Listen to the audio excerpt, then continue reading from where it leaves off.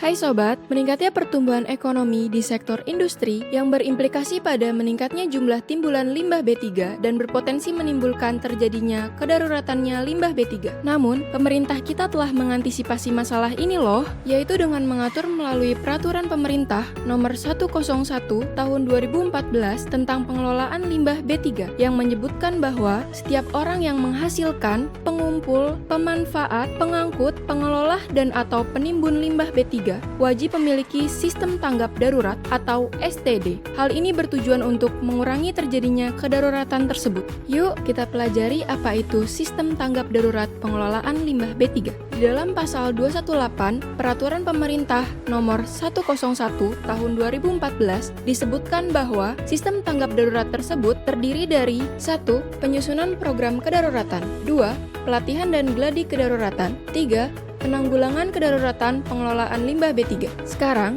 sudah pada tahu kan apa sistem tanggap darurat pengelolaan limbah B3 itu? Nah, sebagai dasar pelaksanaan sistem tanggap darurat pengelolaan limbah B3 tersebut, maka diperlukan program kedaruratan pengelolaan limbah B3. Apa sih program kedaruratan pengelolaan limbah B3 itu? Yuk kita pelajari lebih dalam tentang program tersebut. Program kedaruratan pengelolaan B3 dan atau limbah B3 adalah dokumen perencanaan sistem tanggap darurat yang terdiri dari infrastruktur dan fungsi penanggulangan, yang dalam situasi tertentu harus disusun sebagai bagian dari rencana kontingensi penanggulangan bencana. Nah, Sobat, program kedaruratan ini disusun oleh A. Setiap orang yang menghasilkan, menyimpan, mengumpulkan, mengangkut, memanfaatkan, mengolah, dan menimbun limbah B3. B.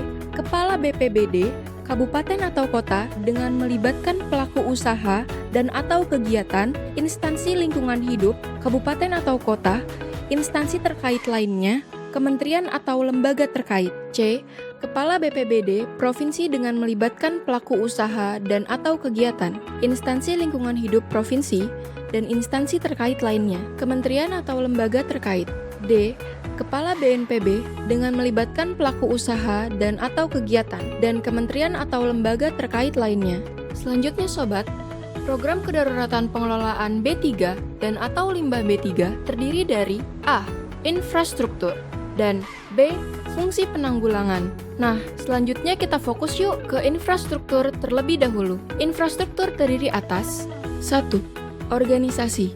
Organisasi disesuaikan dengan jenis kegiatan yang mana memiliki tugas untuk menyusun, melaksanakan, melakukan revisi, dan evaluasi. 2. Koordinasi. Koordinasi meliputi alur komunikasi kedaruratan, sistem hubungan antar tim serta prosedur koordinasi dengan instansi pemerintah atau pemerintah daerah. 3. Fasilitas dan peralatan, termasuk peringatan dini dan alarm, meliputi peralatan yang diperlukan untuk mengendalikan kedaruratan. 4. Prosedur penanggulangan, berisi tentang tata cara penanggulangan kedaruratan yang harus disosialisasikan kepada seluruh pekerja dan masyarakat. 5. Pelatihan dan gladi kedaruratan, bagian ini berisikan tentang rencana penyelenggaraan pelatihan dan gladi kedaruratan. Setelah sobat-sobat semua paham tentang infrastruktur, sekarang kita beralih yuk ke fungsi penanggulangan yang meliputi 1. Identifikasi kejadian, mengidentifikasi kejadian sesuai dengan karakteristik bahan B3 atau LB3. 2. Tindakan mitigasi adalah tindakan untuk mengurangi dampak kedaruratan. Contohnya, pengisolasian lokasi kejadian dan penghentian sumber pencemaran lingkungan. 3. Perlindungan segera, melakukan tindakan perlindungan di lokasi kejadian. 4. Perlindungan kepada petugas dan masyarakat, melakukan tindakan perlindungan kepada petugas dan masyarakat. 5. Pemberian informasi dan instruksi kepada masyarakat, meliputi memberikan informasi kepada masyarakat tentang apa yang harus dilakukan. Nah, Sobat, untuk membuat program kedaruratan pengelolaan limbah B3 diperlukan format yang dapat dilihat pada lampiran Peraturan Menteri Lingkungan Hidup dan Kehutanan Nomor 74 Tahun 2019 berikut ini. Lalu, bagaimana sih cara menyusun program kedaruratan? Langkah pertama adalah dengan melakukan identifikasi risiko. Selanjutnya dilakukan analisis risiko untuk mengetahui potensi bahaya serta kapasitas yang dimiliki untuk mengatasi potensi bahaya tersebut. Nah,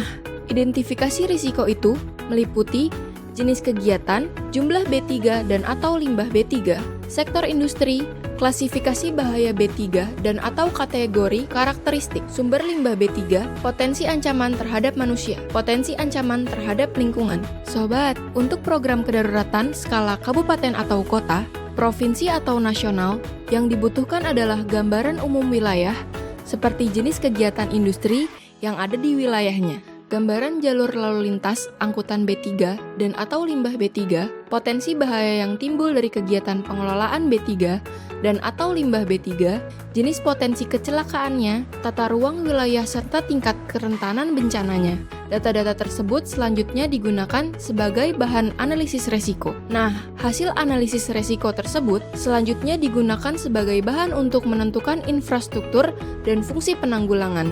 Perlu dicatat ya, penyusunan program kedaruratan ini harus melibatkan berbagai stakeholders terkait ya. Sobat, program kedaruratan yang telah disusun bukan sekedar pajangan ya, namun perlu segera diimplementasikan. Salah satunya melalui pelatihan atau gladi kedaruratan. Program kedaruratan ini juga harus dijadikan sebagai dasar pelaksanaan penanggulangan kedaruratan pengelolaan limbah B3. Program kedaruratan yang telah diimplementasikan perlu loh dievaluasi untuk mengetahui efektivitas dan kinerja pelaksanaan program kedaruratan pengelolaan B3 dan atau limbah B3. Nah, sekarang sudah tahu kan bagaimana menyusun program kedaruratan pengelolaan B3 dan atau limbah B3? Jika masih perlu informasi lebih lanjut tentang cara penyusunan program kedaruratan, tenang sobat, Kementerian Lingkungan Hidup dan Kehutanan selalu siap membantu.